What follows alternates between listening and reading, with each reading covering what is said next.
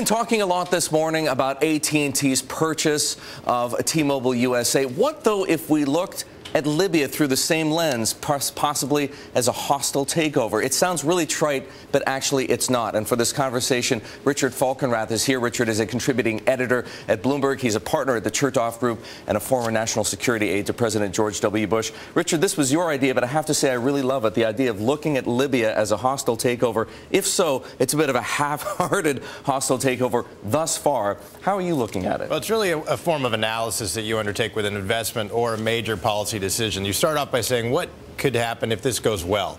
If this goes exactly the way we want it? And they had to ask themselves that at the White House. And so in this case, what has to happen is Gaddafi has to go one way or another. There cannot be extensive bloodshed, no loss of coalition forces of aircraft or ships, no scorched earth, so he doesn't set the wells alight, as Saddam Hussein did in 1990, no dividing of the country.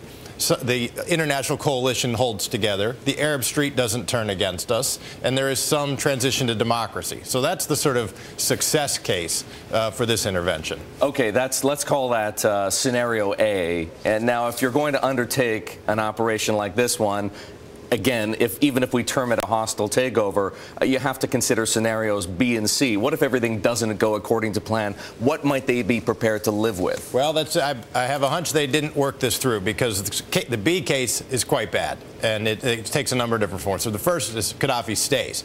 He holds on to power, at least in one part of the country. There's extensive bloodshed. The bloodshed doesn't stop even though they've got the no-fly zone. There's possibly a partition in the country that the international coalition now has to defend, potentially for a protracted period of time.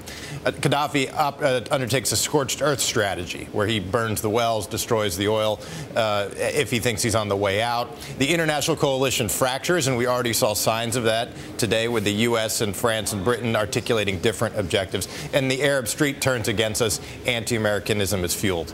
How can they, you're right, this kind of gaming, right, or what do you call it, wargaming does take place in the Situation Rooms and what have you.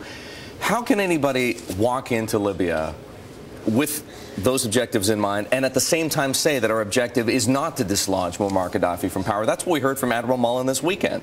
Right, and something different is being said in France. This is real dissonance within the coalition. And what I think happened is the military, Department of Defense, really did not want this intervention.